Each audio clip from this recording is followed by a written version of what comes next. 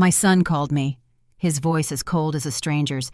"Mom, we moved to California last week. Forgot to tell you." My name is Marjorie Tate, 68 years old, a widow, and in all my life, I have never let anyone control my fate. They thought I would burst into tears, beg, feel abandoned. But what they did not know was, the moment I hung up, I sat down, opened my laptop, and sent an email that could change their lives forever. Because this story is not about revenge. This is the story of a mother forced to teach her son how to finally grow up, even though he is 40 years old. If you have ever thought an old mother no longer has the right to stand up for herself, keep watching, because this is only the beginning. April in Atlanta is always beautiful.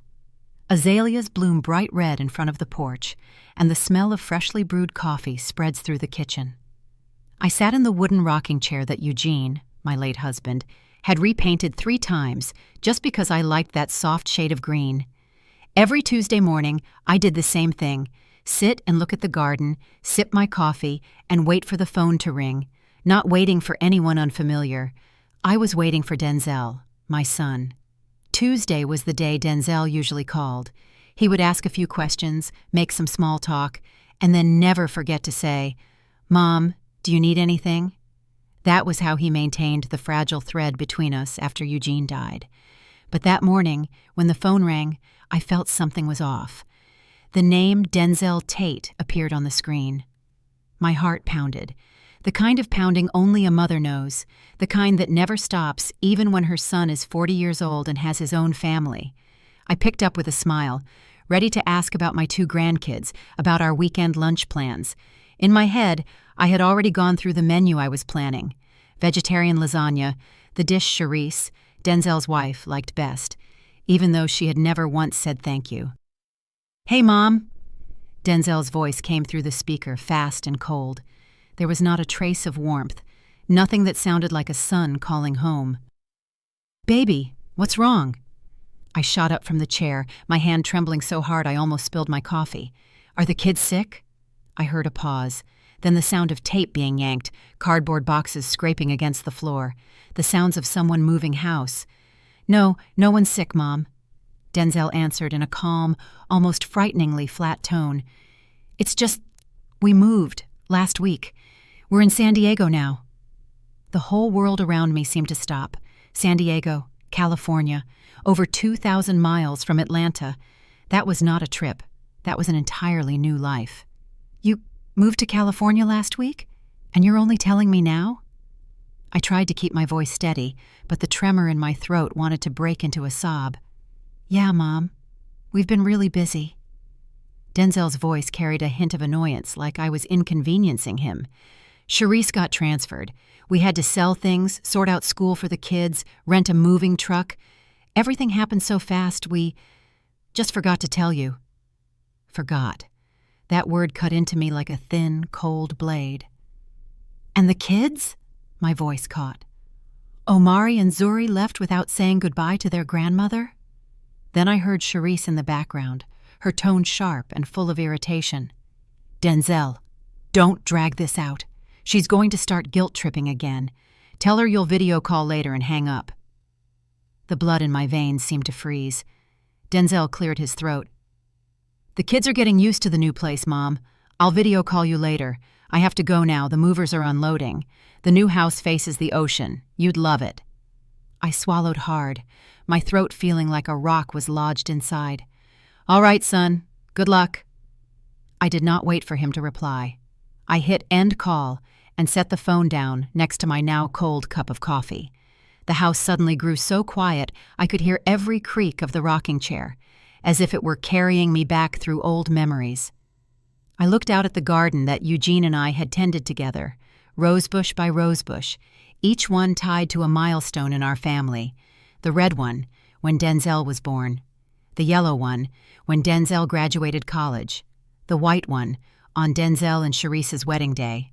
I remembered. Denzel as a child was nothing like the man he is now. That boy was gentle, always wrapping his arms around me when he came home. He would run into the kitchen and ask, "Mom, what smells so good?" Then sit next to me and tell me about school. When Denzel was 10, He got chickenpox. I stayed up 3 nights in a row just to make sure he would not scratch himself raw.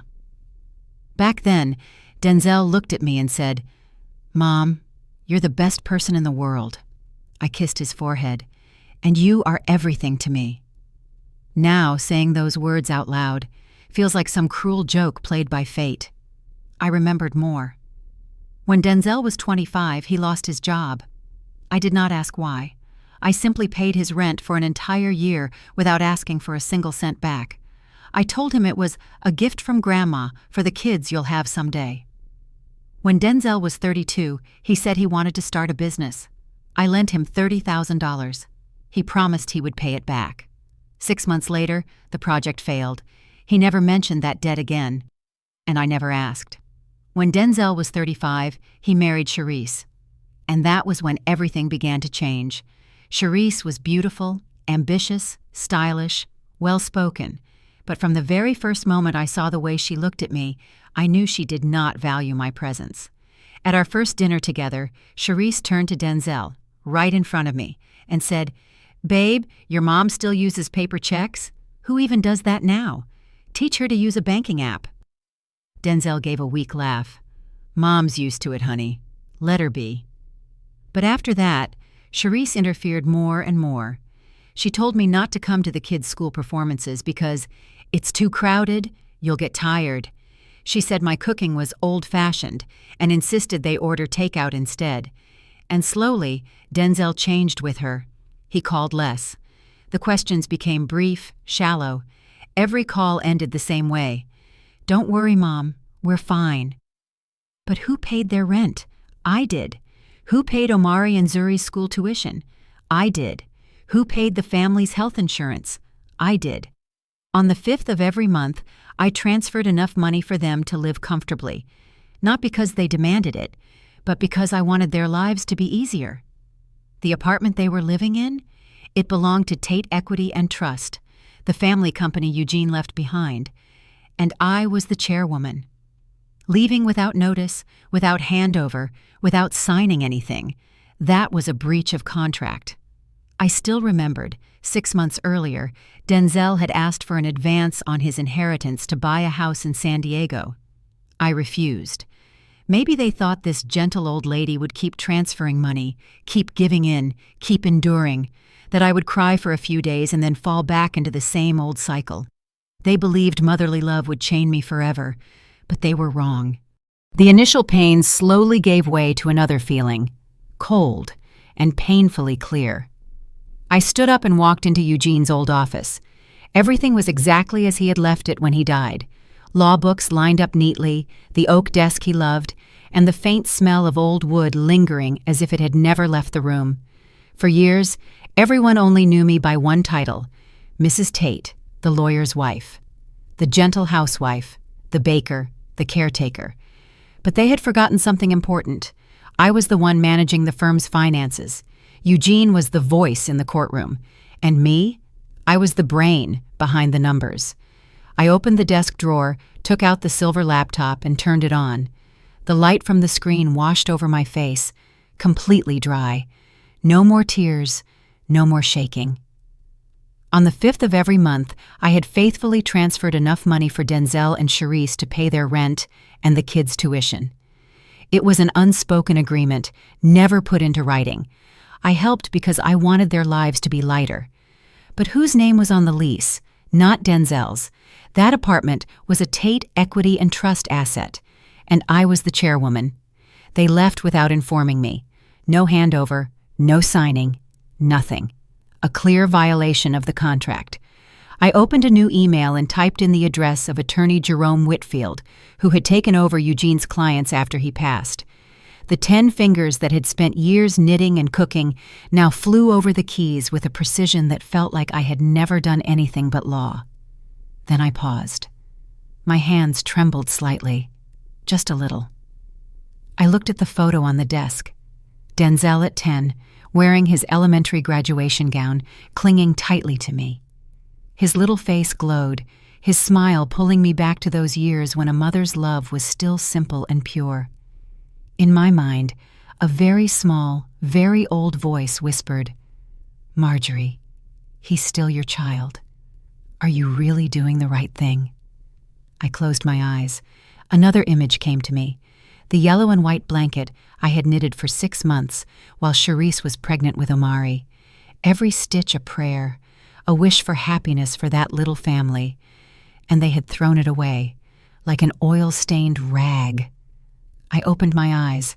My hands were no longer shaking.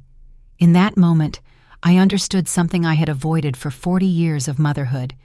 Sacrifice is not always recognized. But boundaries, those must be set. And for the first time in my life, I was setting a boundary for my own son. I typed, "Dear Attorney Whitfield, please cancel the automatic monthly transfers to my son, Denzel Tate, with immediate effect. Also, please cancel the supplementary credit cards he and his wife are currently using. In addition, initiate proceedings to reclaim the apartment they vacated without notice. I have attached the lease agreement and all supporting documents. Sincerely, Marjorie Tate." I reread it. Attached the receipt for the most recent payment. Highlighted the words, "Final payment." Then I hit send. The short whoosh of the email sending sounded. Cold, yet bringing with it a strange sense of satisfaction. I closed the laptop and stood up. This was not joy. This was resolution. Clarity. They wanted independence? They would have it, including financial independence. I went back to the kitchen and reheated my cup of coffee. Tomorrow would be the 5th, the usual transfer day. But when Denzel opened his banking app, all he would see was one message: transaction failed. And when my phone started ringing, I would be busy, living my own life. Maybe I would forget a few things too. The next morning, Atlanta was as beautiful as ever. The azaleas were still blooming, the sky still clear, but I no longer felt like admiring the flowers. A 68-year-old body does not obey grief or anger. But today, the silence in my house was no longer the kind that came from loneliness. It was strategic. I poured my coffee and glanced at the phone lying motionless on the table. I knew that somewhere in San Diego, Denzel and Charisse were trying to swipe a card at some fancy bakery near the Ocean View apartment they had proudly boasted about yesterday. I took a bitter sip of coffee and set the cup down. It was time to see with my own eyes what they had left behind. I put on dress pants, a light blouse, grabbed my purse, and called a cab. My destination was not the law office. It was the apartment building where Denzel had lived, the unit I bought 20 years ago, back when I still believed I was building my son's future. There are moments in life when you are forced to face the barest, most brutal truth. Children do not just grow up, they change. And sometimes they change in ways that make your heart drop to the bottom of your chest. I understood that when the cab pulled up in front of the building. As I stepped out, the security guard, Mr. Calvin Reyes, whom I had known for decades, widened his eyes. He quickly removed his cap and bowed his head, a gesture of respect that my son's generation has almost forgotten. "Mrs. Tate, you're here? I thought you had gone with them, or at least knew what happened." "Good morning, Calvin." I tried to smile, but it never quite formed. "I'm here to check the apartment. I have a spare key." Calvin scratched his head, glancing around as if afraid someone might overhear. "Oh boy, it was a mess, Mrs. Tate. The moving truck showed up right at midnight last Tuesday. They loaded everything so fast, I barely understood what was going on. Mrs. Charisse was yelling at the movers, and Mr. Denzel, he looked scared." A cold sting pierced my chest. Scared or ashamed? "Thank you, Calvin. I'll go up." The elevator crawled upward. When the doors opened on the 10th floor, the hallway was utterly silent. I took out the key and slid it into the lock. The door creaked, a sound that signaled not only emptiness, but betrayal. A wave of damp, stale air hit my face. Dust, rotten food, the smell of neglect. I flipped on the living room light. And then, oh my God, they had not just moved out. They had stripped the place. But it was what they left behind that truly exposed who they were. I walked to the corner of the room where the bookshelf used to stand, now just a pile of papers and random items tossed carelessly on the floor. The sound of my heels echoed coldly across the scratched wooden floor. The first thing I saw was a photo album, a blue velvet cover, coated in dust. I opened it. Pictures from baby Zuri's baptism. In almost every photo, I was holding her, smiling with the kind of pure pride only a grandmother can understand. And now, the album was in the trash. They did not take any memories that had me in them. Next to the album was the sight that made my knees weaken. The yellow and white blanket I had knitted by hand. I had spent 6 months making it, right after finding out Charisse was pregnant with Omari. Every stitch, a prayer, a hope. And now it lay on the floor, stained with grease, covered in dust, as if they had used it to wipe their shoes before throwing it away. I picked it up. Tears rushed to my eyes, but the fury inside me burned them away before they could fall. This was not forgetting. This was contempt. Contempt for my love, a love woven by these trembling hands. I walked into the kitchen. The built-in refrigerator, technically part of the apartment, which meant it was my property, had been unplugged. The door was half open, reeking. Inside, spoiled food lay in a heap. They had not even bothered to clean it out. Standing in that filthy kitchen, clutching the filthy blanket, I understood everything. For years I had listened to the things they said. "Mrs. Tate, you're so old-fashioned." "Mom, let us handle it. You don't understand technology." "Grandma, don't come to the performance. It'll be crowded. You'll get tired." They had turned me into the image of a frail, harmless, useless old woman, good only for signing checks and baking pies. And I, blinded by love, had believed it. But who paid for this nice apartment? I did. Who paid for their bilingual schools? I did. Who paid for their premium health insurance? I did. I was not useless. I was the foundation. And they had just smashed that foundation, thinking their new life on the San Diego coastline would somehow stand on its own. My phone vibrated in my pocket. Denzel's name flashed on the screen. Right at 10 in the morning, when the bank opened. Probably a failed transaction, a declined card. I did not answer. I let it ring. Then stop. Ring again. Stop again. Then a message appeared. I glanced at it just enough so it would not show as read. "Mom, pick up. There's a problem with the bank. The card won't work. Transaction failed. We're at the supermarket. It's so embarrassing." I smiled. A smile so cold it startled even me. Embarrassing? He felt embarrassed when his card got declined, but not at all embarrassed when he left his mother in Atlanta without a word. Not at all embarrassed, tossing aside the blanket I had knitted with love for half a year. I slid the phone back into my pocket. The examination was over. The diagnosis was clear. Chronic ingratitude with ruthless complications. Treatment plan. A hard dose of reality. I locked the door, went back downstairs, and handed the key to Calvin. "Calvin, no one is allowed in there, not even my son. I'll be sending in a cleaning and repair crew next week. If anyone tries to enter, call the police. Understood?" Calvin nodded firmly. "Understood, Mrs. Tate. You're the owner of the apartment." I turned away and headed straight for Attorney Jerome Whitfield's office.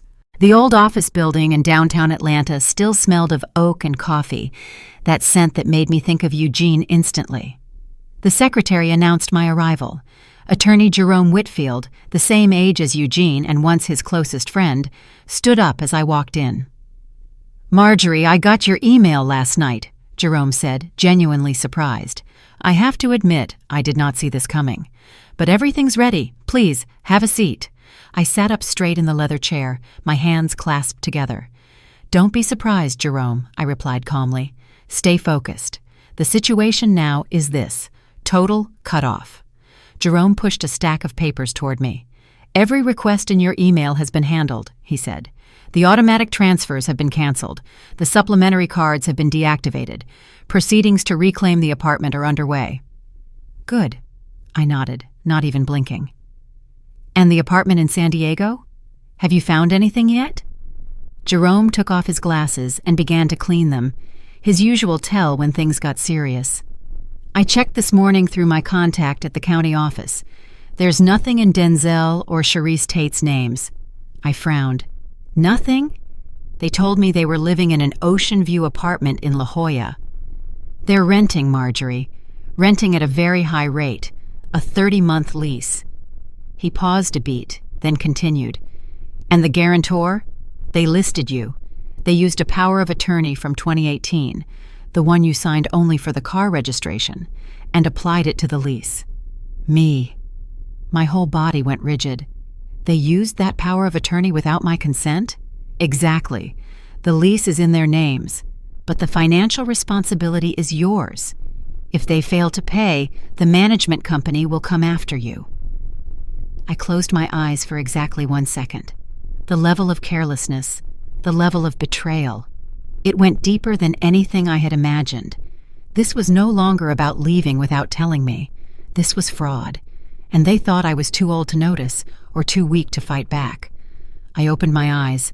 My voice came out sharp as steel. That power of attorney only applied to the vehicle registration, correct? Correct, Jerome said. But it was written broadly enough that they could exploit a loophole. We can sue.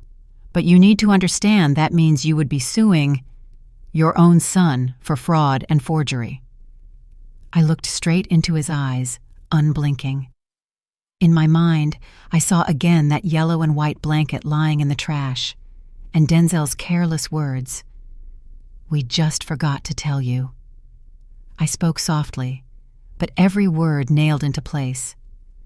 My son died last week, Jerome. The man living in San Diego is a stranger trying to steal what belongs to me. Do whatever needs to be done. Jerome nodded, slipping fully into work mode.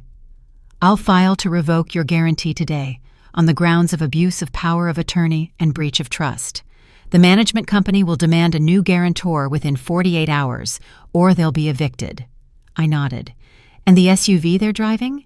It belongs to Tate Equity and Trust under a restricted use agreement. We can file for repossession. They took the vehicle across state lines without the owner's consent. That violates the insurance terms. Do you want the car brought back to your garage?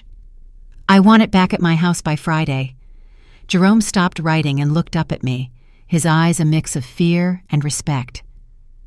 Marjorie, he said quietly, Eugene always told me you were the financial brain of the family, but I've never seen you act this decisively. Are you sure? This will leave them without a car, without a home, stranded in a strange place. I stood up and picked up my purse. They're young, healthy, and they never stop bragging about wanting independence. I'm giving them the chance to live like adults. Adults pay their own bills. Adults don't steal from their mother. There is a truth I only learned at 68. People never realize how much you have carried them until you take your hand away.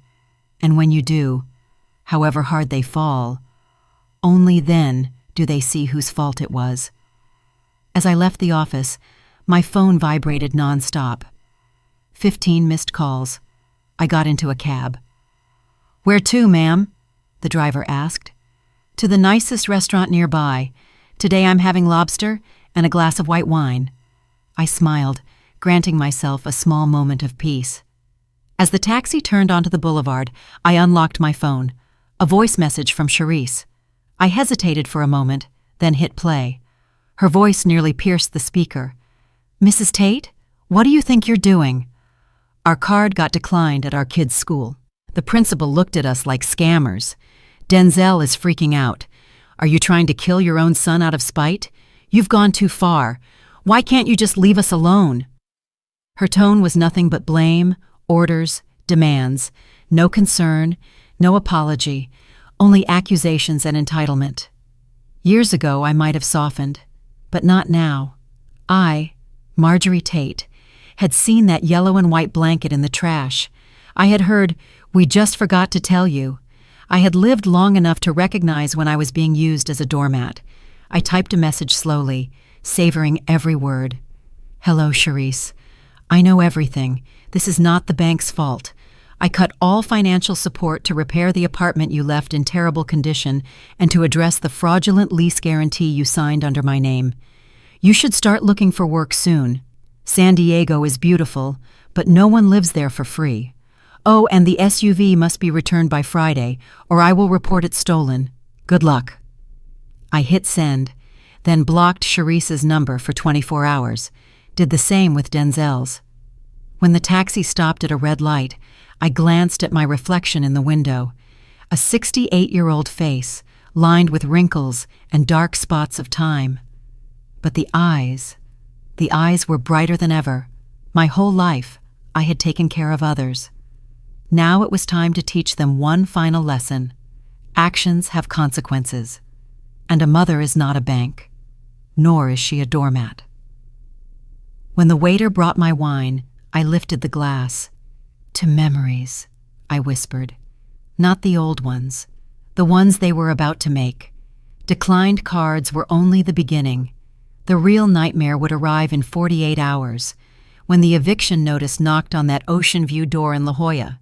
They say a mother's patience is endless, but the patience of a woman who has been dismissed her whole life? That ran out last Tuesday. 2 days had passed since I blocked Denzel and Sharice, 2 quiet days that at first felt like someone had cut out a part of me. But by Friday morning, when I opened my eyes, what I felt was no longer loss. It was relief. No more wondering if the transfer had gone through, no more waiting for calls that never came. Just me and my garden. I was trimming the blue hydrangeas when the phone rang. It was Jerome. I wiped my hands on my apron and picked up. Marjorie. His voice was low and urgent. The court officer in California just called me. The proceedings over there are done. My heart beat faster. Not from fear, but from anticipation. And the result? Let me put it this way so you can picture it. It looked like a scene from a movie, he said. They were taking the kids to school. The enforcement officers stopped them right at the parking garage exit. The repossession order was executed on the spot, in front of the neighbors and security. I closed my eyes, picturing the Ocean View apartment they had bragged about in that triumphant tone. Did they make a scene? I asked, absent-mindedly plucking a dry leaf from the shrub. Sharice screamed, threatened to call the police, said it was theft, Jerome said. But the officers calmly explained the SUV belongs to Tate Equity and Trust. Their usage rights were revoked for breach of contract. They were instructed to remove the car seats and the kids' backpacks right there on the spot. The car has been towed to the company lot, waiting for you to reclaim it. I let out a long breath. Images of Omari and Zuri flashed through my mind, sending a quick stab through my chest. But then I remembered that grease-stained blanket. Their parents were the ones humiliating them, not me. And the notice about the rental guarantee? I asked. Delivered at the same time, Jerome replied.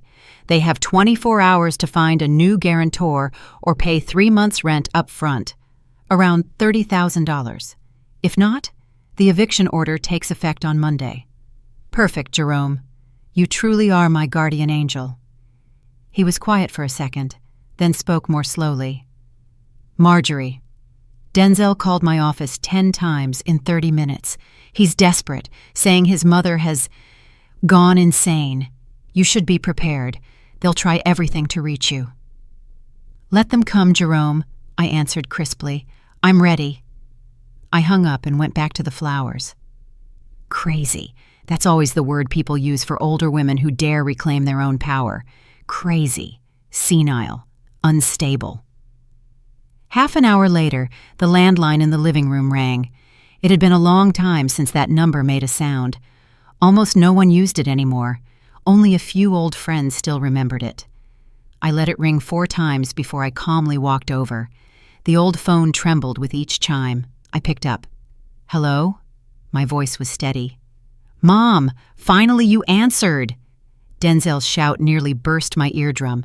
Do you have any idea what just happened? They took the car. They took the car while the kids were still in it. Sharice almost had a breakdown in the street. I held the receiver slightly away from my ear. Good morning, Denzel. They did not take the car with the kids still inside. Jerome confirmed they were asked to step out first. Don't exaggerate. Don't exaggerate? He let out a dry, twisted laugh. Are you insane? You sent the police to steal my car. You cut off all our cards. We don't have a single penny in this godforsaken place. What's wrong with you, Mom? Have you lost your mind? We should have you checked. Have you checked? Rang in my ear like a threat. I could almost hear the conversation they had been having.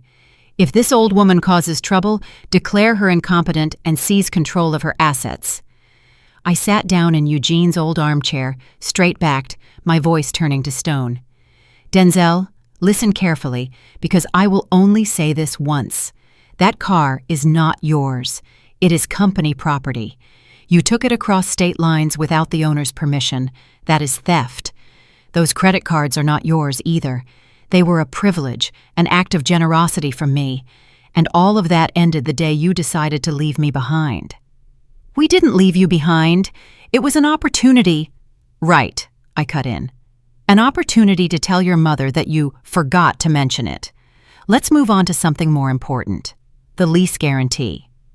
Silence. The kind of silence that only appears when someone has been caught right at the sore spot. What guarantee? Denzel tried to sound confused, but his voice already trembled. The Ocean View apartment you rented by using the 2018 power of attorney, secretly listing me as guarantor, forging my consent. Do you know that's a crime, Denzel? Fraud and document forgery. I could hear his breathing grow quicker. Mom, we didn't mean to. They required a guarantor with assets. You have plenty. It's not like it hurt you. We were going to pay rent on time. No, Denzel, you were not paying it yourselves, I said, my voice icy. That rent came from the money I sent every month. And that is gone. I paused a moment, letting the words sink in. I have notified the leasing company and the court. The guarantee has been revoked due to fraud. You have until tomorrow to sort it out yourselves. If not, I hope you kept some of those cardboard boxes. Charisse's voice suddenly burst through the line, shrill and piercing. You heartless witch! We gave you grandchildren, we gave you joy, and this is how you repay us? You want to see your grandkids on the street? I smiled, my tone sweet but sharp as shattered glass. Dear Charisse, my grandchildren will never be on the street. If you and Denzel get evicted, send Omari and Zuri here. I'll gladly pay for their bus tickets. Their grandmother's home is always open to them. As for you two, the inn is closed. You're insane. You'll die alone in that rotting house, she screamed. Better that, I replied without raising my voice, than living with parasites. I paused, then continued. Oh, and Charisse, I stopped by your old apartment in Atlanta. The line suddenly went quiet. I saw the yellow and white blanket I spent 6 months knitting for Omari. You used it to wipe up grease and threw it into the trash. It was just an old blanket, Mrs. Tate. It was full of moths, she snapped. That old blanket holds more love than your entire hollow life put together, I said softly, then sighed. The game is over. You wanted independence. Now you have it. Take care of yourselves. I hung up, then pulled the phone plug out of the wall. I sat still, staring at the wall in front of me, my heart pounding, not from fear, but from adrenaline surging through my veins. At last, I had spoken the words I had swallowed for so many years. They thought I was as soft as yarn. Now they knew. I had been forged from steel. Night began to fall. I went into the kitchen to brew a pot of tea. The water had just boiled when the doorbell rang. I frowned. I was not expecting anyone. Through the peephole, I saw a young woman in a delivery uniform holding a clipboard. Are you Mrs. Marjorie Tate? Yes. Express delivery, I need your signature. I opened the door and signed for the envelope. The bank logo was printed in the top left corner. I tore it open. Inside was a notice about an attempted withdrawal of $50,000 from my account. Time, 15 minutes earlier. Someone had tried to log in using the old online password, the one Denzel had once stored, but the system had blocked it. Why? Because yesterday, on Jerome's advice, I had changed every password, bank, email, cloud storage, even my home Wi-Fi, to keep anyone from tapping into the security cameras. In his desperation, Denzel had made one last attempt. No car, facing eviction, and his first move was still to try and drain his mother's account.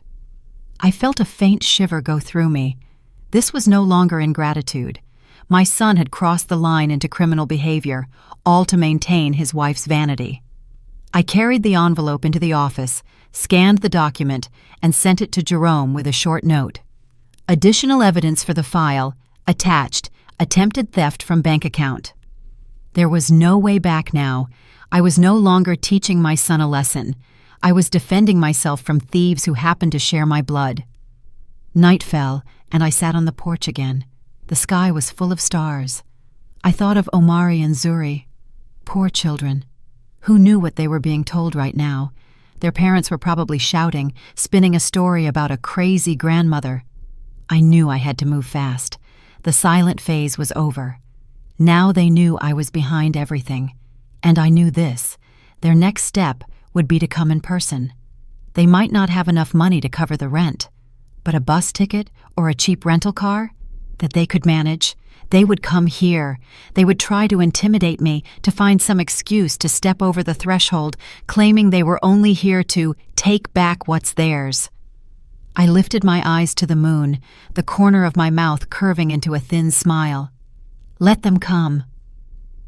Yesterday, I had every lock replaced and installed a new camera system with audio. If they planned to scream, curse, and insult me in this house, the only thing they would leave behind would be evidence for the restraining order Jerome had already drafted, just waiting for my signature. The fragile woman I once was had gone along with those old illusions. What remained now was me, Marjorie Tate, and to be honest, I was starting to find this whole thing rather interesting. It was Sunday, Family Day. For 20 years, every Sunday, my house had been filled with the smell of barbecue, the clink of glasses, and the sound of children running across the grass. But today, the air held only the scent of black coffee and polished wood. Everything was clean, tidy, quiet. So quiet it felt almost sacred. I knew they would come. I could practically smell the desperation even from 1,000 miles away. The sour scent of people standing on the edge of losing everything: money, reputation, shelter. No money, no car, on the verge of eviction. Denzel and Sharice's pride could not carry them through the weekend. They had nowhere else to go, except to the arms of the mother they had despised. But those arms were closed now. In their place, the gates of justice were what stood open. Close to noon, an old, scratched-up car pulled up in front of my gate. I watched everything on the monitor in my office. The image was so clear I could see every wrinkle on my son's forehead. Denzel got out first, wrinkled shirt, open collar, scruffy beard. Sharice followed, bare-faced, no makeup, hair tied back in a rush, bag hanging crooked on her shoulder. Then my 2 grandchildren, Omari and Zuri, exhausted, clothes dusty, dragging their backpacks behind them. My heart twisted when I saw them. They were the victims of their parents' greed and selfishness, but I could not afford to weaken. If I gave in now, they would learn one more wrong lesson, that deceit and exploitation are always forgiven, as long as you cry loudly enough at Grandma's door. Denzel walked to the side gate and slid a key into the lock. On the screen, I watched his hand twist and twist, then stop.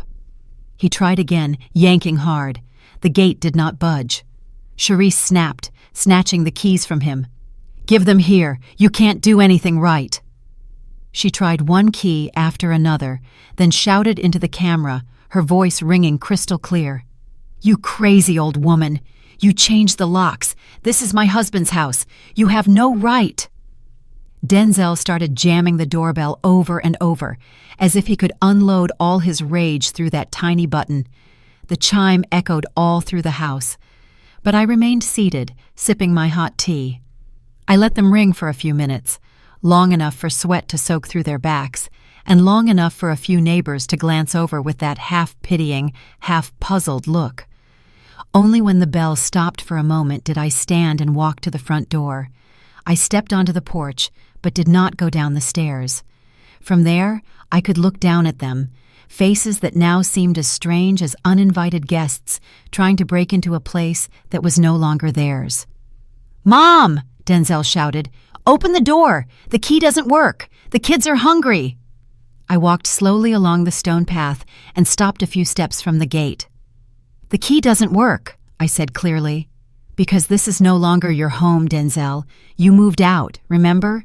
You just forgot to tell me. Stop playing games, Marjorie, Charisse screamed. Open the gate.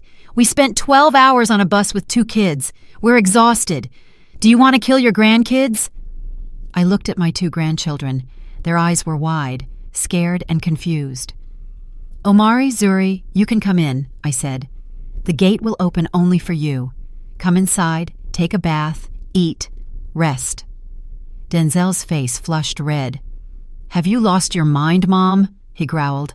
I'm your son. You can't leave me out here. I can, I replied. And today, I will. I took the remote from my pocket and pressed the button.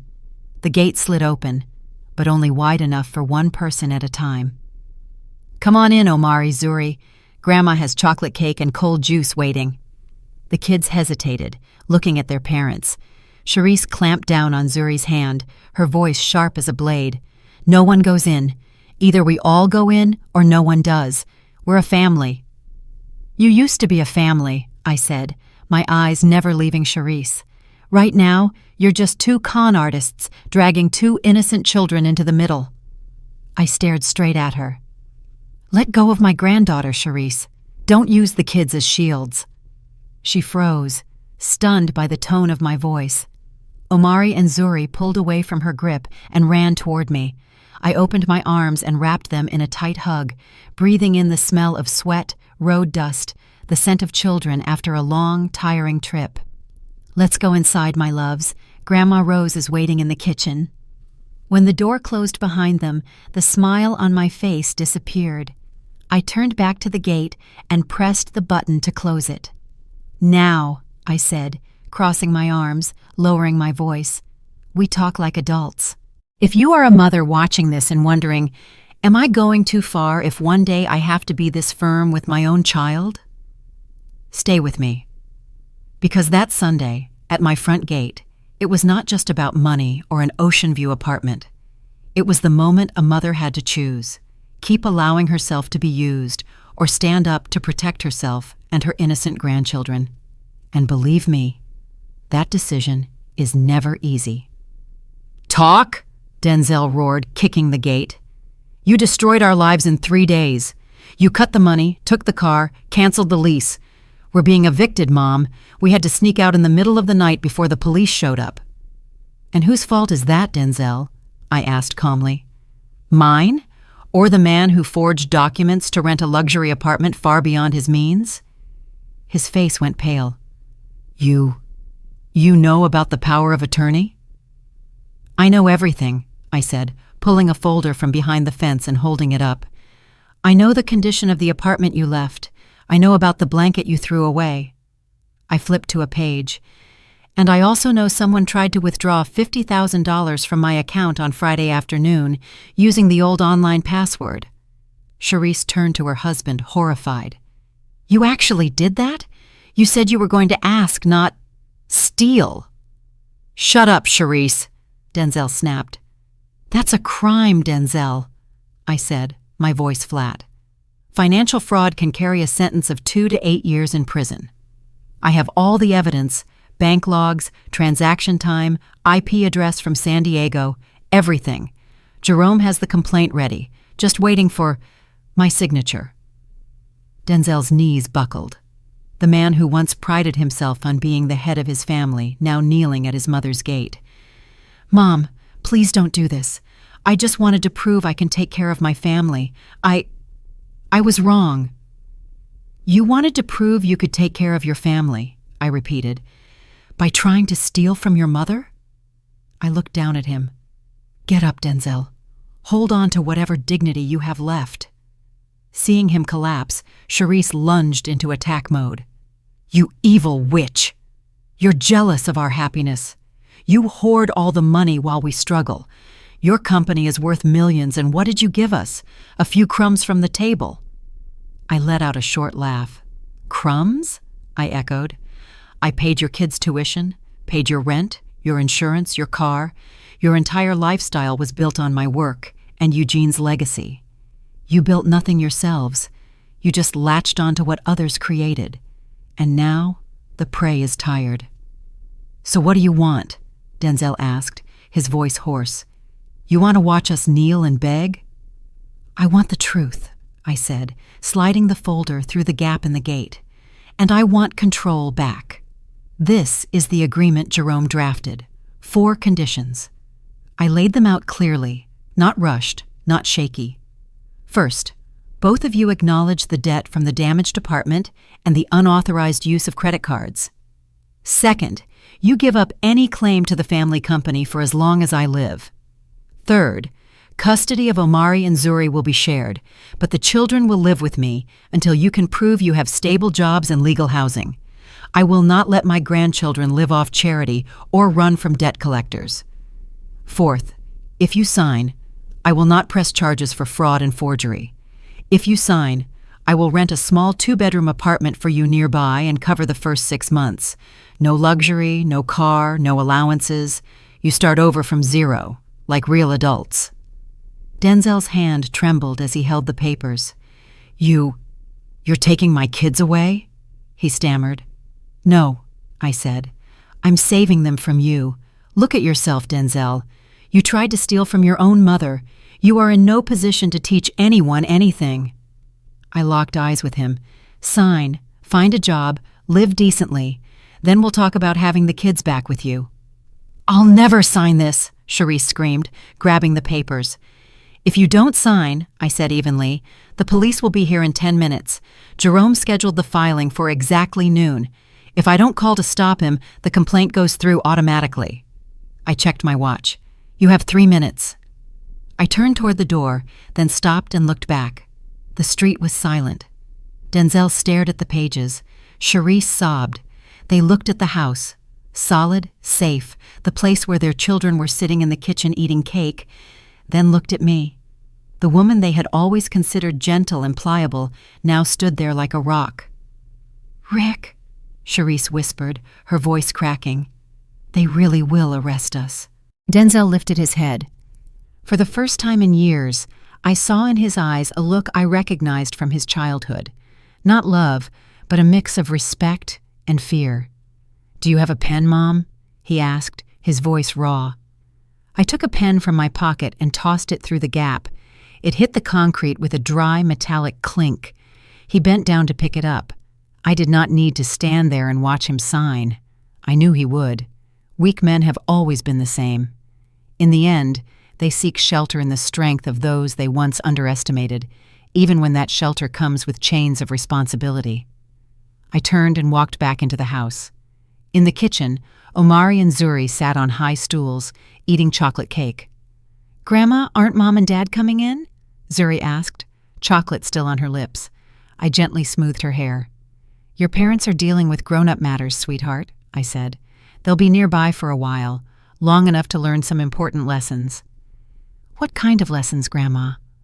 I smiled and poured myself another cup of coffee.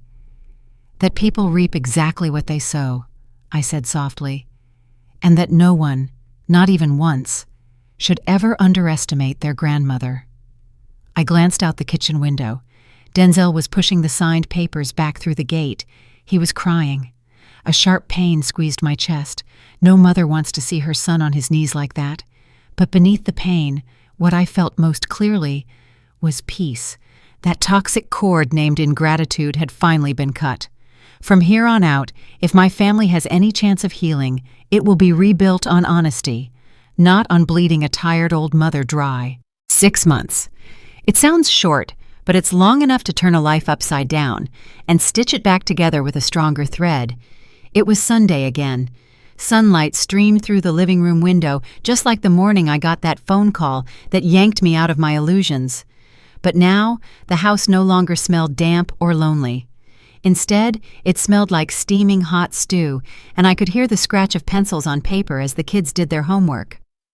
I stood in the kitchen, slicing vegetables thin, just the way Eugene always liked. From the dining table, Zuri called out, "Grandma, how do you spell resilient?" I wiped my hands on my apron, turned around and smiled. "It starts with re and ends with strength, sweetheart. Resilient means getting back up after you fall, and that is exactly what our family is learning to do." The doorbell rang at exactly noon. Before, they'd usually show up 2 hours late, complaining about traffic, then casually sit down to a meal that was already laid out. But things were different now. Lunch was at 12 sharp. Anyone who didn't help set the table didn't eat. I opened the door. Denzel stood there. He'd lost about 20 pounds. No more expensive suits, no neatly knotted tie. Just a simple polo shirt and an old pair of jeans. The arrogance was gone from his face. All that was left was exhaustion, with something new beneath it. Humility. "Hi, Mom," he said, bending down to kiss my hand. It was no longer an empty gesture, but a greeting that actually meant something. "God bless you, Denzel. Come on in." Behind him was Charisse, holding a glass baking dish wrapped in foil against her chest. "I brought pudding, Mrs. Tate," she said softly, avoiding my eyes. "I made it last night. I found the recipe online. It's not as good as yours, but I tried." "Thank you, Charisse. I'll put it in the fridge." The little 2-bedroom apartment I rented for them was only about 10 blocks from my house, no ocean view, just a window facing another building and a parking lot stained with oil. No housekeeper, no high-end dishwasher. Charisse, who used to bark orders at staff and had no idea what a box of detergent cost, now knew what it felt like to have her hands swell red after an hour on her knees scrubbing floors. Denzel, who used to talk about investment strategies and optimizing portfolios, now worked as an administrative assistant at a shipping company called Midwest Logistics. The job required him to be there at 7 in the morning, taking orders from someone 15 years younger than him, doing very ordinary tasks, organizing files, printing documents, making coffee for his boss. The taste of humility came late, but it was necessary. The first month was hell. Denzel sent out resumes to 47 companies. He was rejected 46 times. On the 47th try, a shipping company, they hired him simply because they were short-staffed and didn't care much about the vague management experience he'd embellished on his CV. On his first day back from work, Denzel locked himself in the bathroom and cried. Charisse stood outside, listening to the sobs seeping through the wooden door, not knowing what to say. That night, they ate instant noodles, not because they liked it, but because that was all they had. Charisse went looking for a job at a clothing store, the same kind of place where she used to be a VIP customer.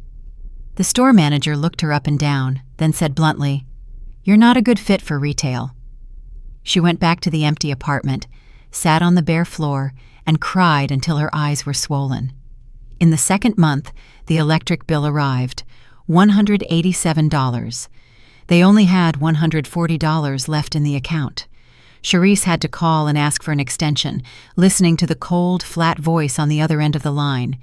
"If payment is not made within 5 days, your service will be disconnected." She hung up and turned to Denzel. "What do we do now?"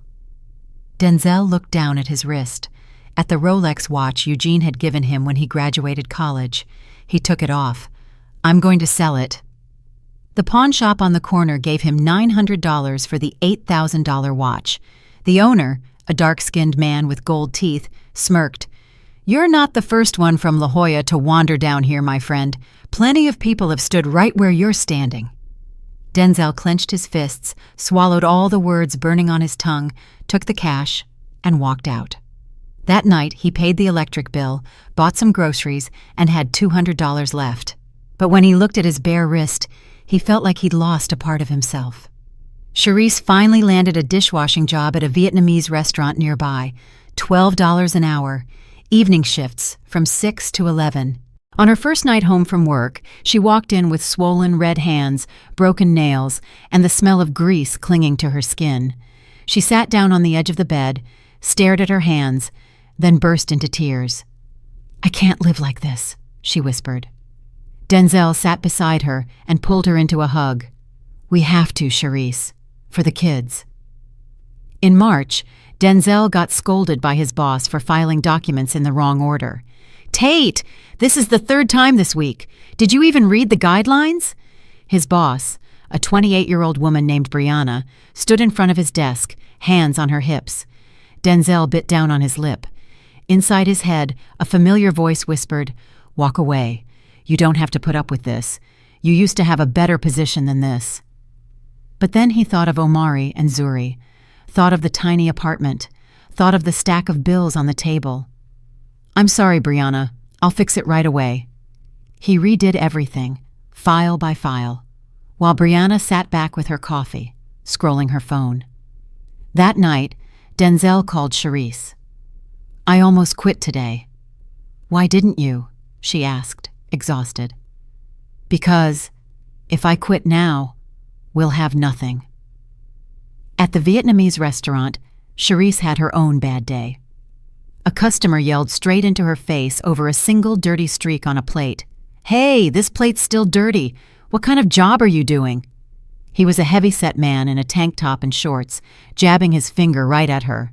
In Charisse's mind, the old version of herself screamed, "I've eaten at places you'll never be able to afford, you idiot." But out loud, she only said, "I'm sorry, I'll wash it again." She turned away, tears spilling down and mixing with the soapy water. If you're listening to this and feel angry on their behalf, or if some part of this story touches those times you had to swallow your pride just to keep going, don't leave. Because after months of being beaten down by life, there comes a very small moment, but it's enough to turn everything around. And for Denzel and Charisse, that moment began in April. In April, Denzel and Charisse sat on the apartment floor, surrounded by unpaid bills. "We can't do this," Charisse said, her voice breaking. "I'm tired, Denzel, really. Waking up every day just to be treated like I'm worthless, to be yelled at like trash. This isn't a life." Denzel looked at her. The woman who used to be perfectly put together, hair flawless, lipstick sharp, now sat there with messy hair, dark circles, and a wrinkled t-shirt. "Do you want to give up?" he asked quietly. "I don't know." Charisse held her head in her hands. I didn't think it would be this hard. I thought I could take it, but I can't." Denzel stayed silent for a long time. Then he spoke. "Do you remember the day we came knocking on my mother's door?" Charisse nodded, tears spilling again. "I remember kneeling down. I was so ashamed I just wanted to disappear. But when I signed those papers, do you know what I was thinking?" Charisse shook her head. "I thought, this is the last chance. If I don't rebuild my life this time, I'll lose everything. The kids, you, and whatever's left of myself." He squeezed her hand. "I know you're tired. I am too. But if we give up now, what are we teaching our kids? That whenever things get hard, you just run?" Charisse sobbed. I'm not as strong as you think I am." "You're stronger than you think," Denzel said. "You're still here. You're still standing. That alone is proof." 2 days later, Charisse got a call from a small coffee shop. "I saw your application," the owner, a black woman in her 50s, Diafini, said. "You used to work in marketing, right?" "Yes, but it was a long time ago. I need someone to manage the shop's social media, part-time, $18 an hour. What do you think?" Charisse could hardly believe what she was hearing. "Really?" The owner smiled. "Everyone deserves a second chance, honey. Start Monday?" Charisse went home, threw her arms around Denzel, and cried. But this time, they were tears of relief.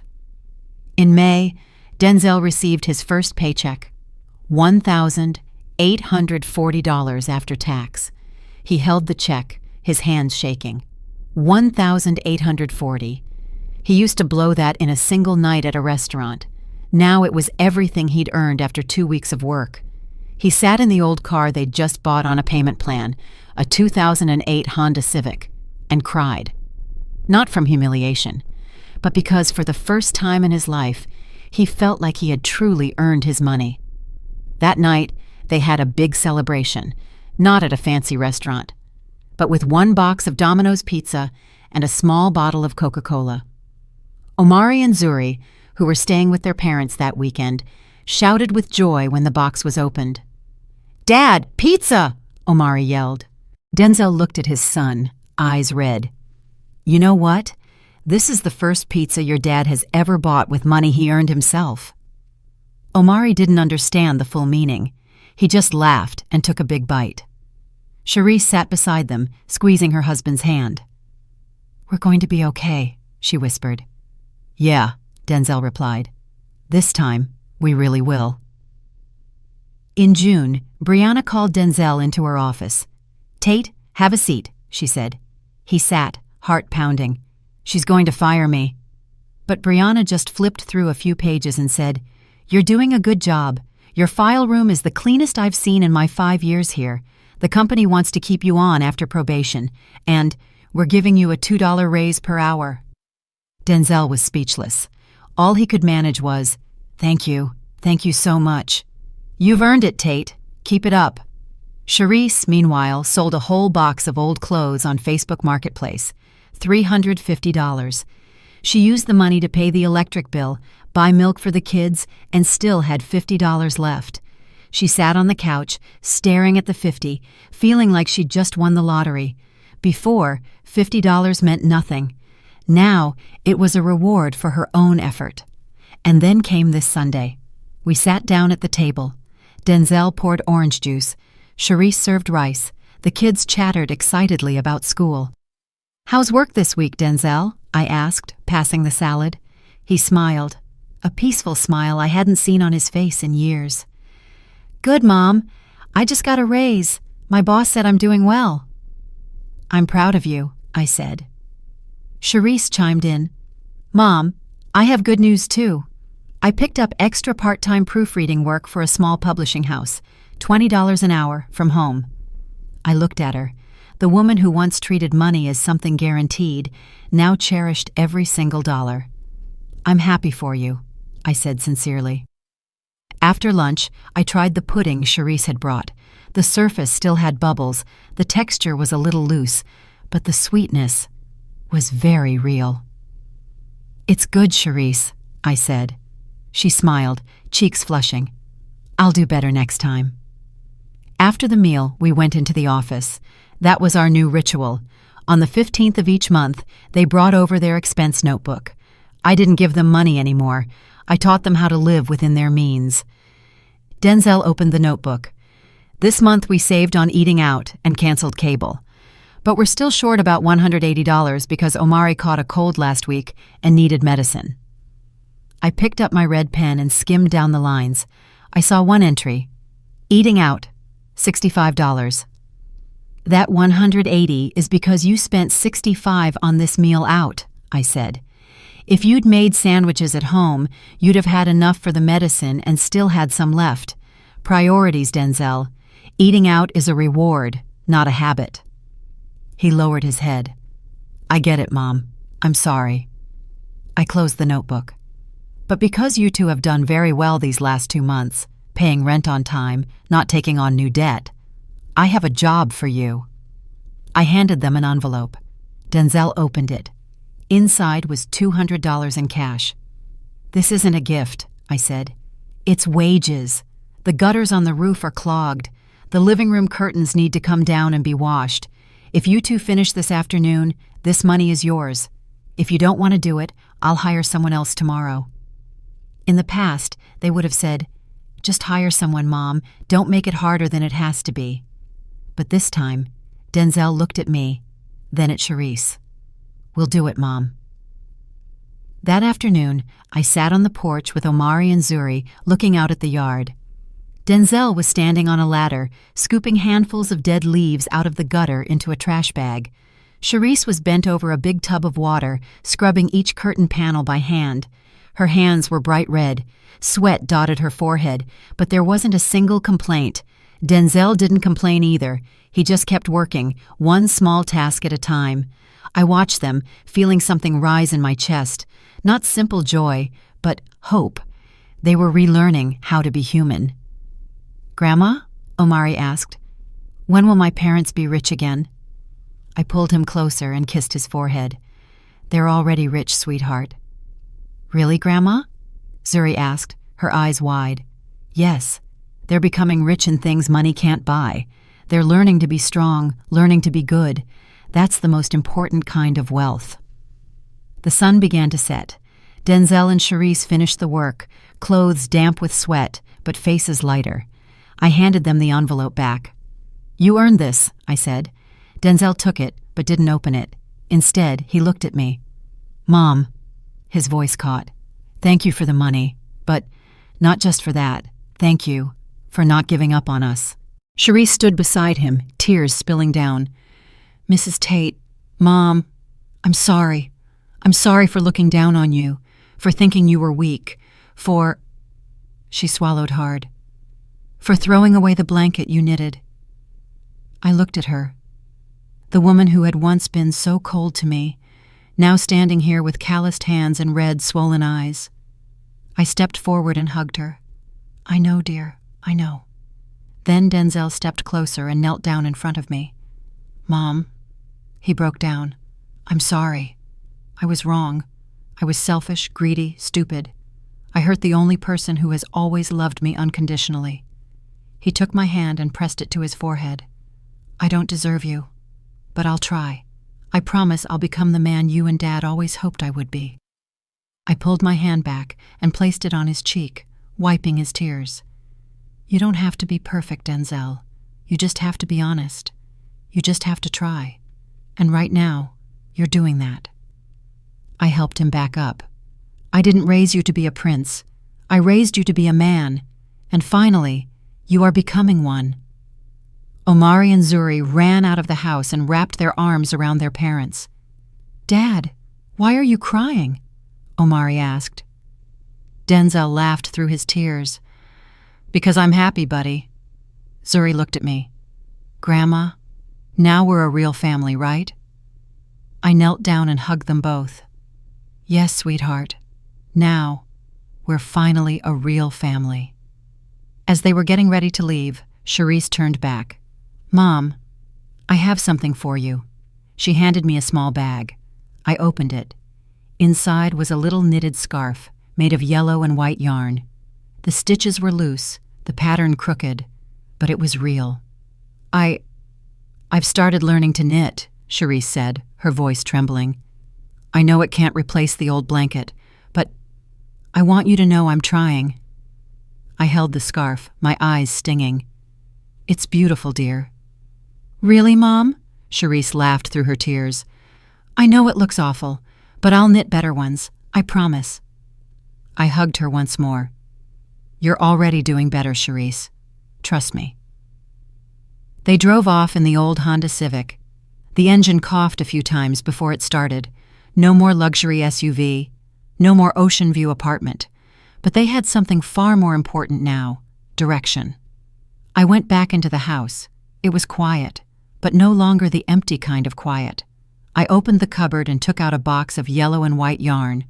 Sitting down in the old armchair, I picked up my needles and began the first stitches of a new blanket. Not to replace the one that was lost, the past cannot be erased, but to knit for the future. My name is Marjorie Tate. I am 68 years old. They once thought I was the past. They were wrong. Many women my age believe their life is over, that what's left is just sitting in front of the TV, waiting for time to pass. They hand their bank cards to other people, hand over the power to decide, hand over their voice. But I did not. I took it all back. If there's one thing I've learned from this battle, it's this: it is never too late to teach your child how to grow up, even if he's 40. A mother's love can be as soft as a strand of yarn, but when it needs to be, it's as hard as the steel in a knitting needle. I look in the mirror. I no longer see a lonely old woman. I see a woman who pulled her family back from the edge of moral collapse. And to be honest, Charisse's pudding, even though it's not perfect yet, is the sweetest thing I've ever tasted. I turn off the lights. Tomorrow is Monday. I have an appointment with Attorney Whitfield to review the company's investments. After all, someone has to make sure that when I'm gone, my money only reaches them after their common sense shows up first. Life goes on. And this time, I'm the one holding the steering wheel.